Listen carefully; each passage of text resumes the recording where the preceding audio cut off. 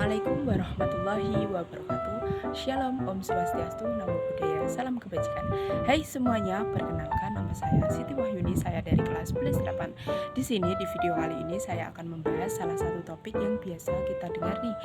Nah, yaitu distribusi pendapatan yang tidak merata di Indonesia. Nah, apa sih maksud dari distribusi pendapatan itu dan kenapa bisa tidak merata?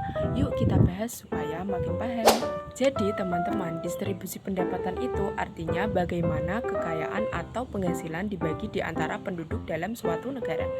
Kalau pembagiannya tidak merata, berarti ada sebagian kecil orang yang mempunyai kekayaan yang sangat besar, sedangkan banyak orang lain yang penghasilannya rendah. Ketimpangan ini biasanya diukur dengan yang namanya koefisien Gini. Nah, semakin tinggi angkanya berarti makin besar ketimpangannya. Di Indonesia sendiri, angka Gini ratio sekitar 0,38, artinya distribusi pendapatan kita masih belum merata. Masih ada kesenjangan antara yang kaya dan yang miskin.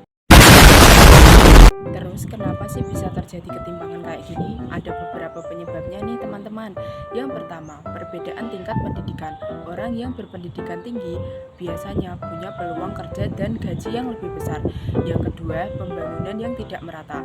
Daerah perkotaan seperti Jakarta dan Surabaya lebih maju dibandingkan daerah perdesaan. Yang ketiga, lapangan kerja yang terbatas. Banyak masyarakat yang masih bekerja di sektor informal dengan pendapatan rendah. Yang keempat, yaitu yang terakhir, kepemilikan aset tidak seimbang. Tanah, modal, atau usaha lebih banyak dimiliki oleh kelompok tertentu saja. Jadi faktor-faktor ini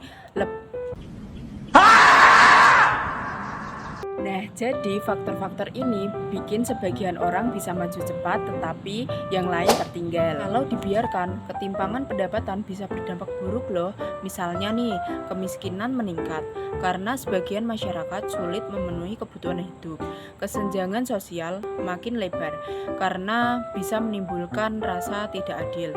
Kriminalitas meningkat karena tekanan ekonomi.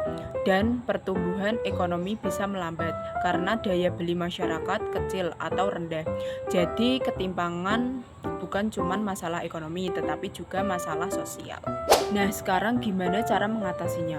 Pemerintah sebenarnya sudah melakukan berbagai upaya seperti meningkatkan akses pendidikan dan penelitian kerja, membuka lapangan kerja baru terutama di daerah, memberikan bantuan sosial untuk masyarakat miskin, dan melakukan pemerataan pembangunan antar wilayah. Nah, tetapi tentu saja bukan cuma tugas pemerintah ya, kita sebagai masyarakat juga bisa ikut berperan.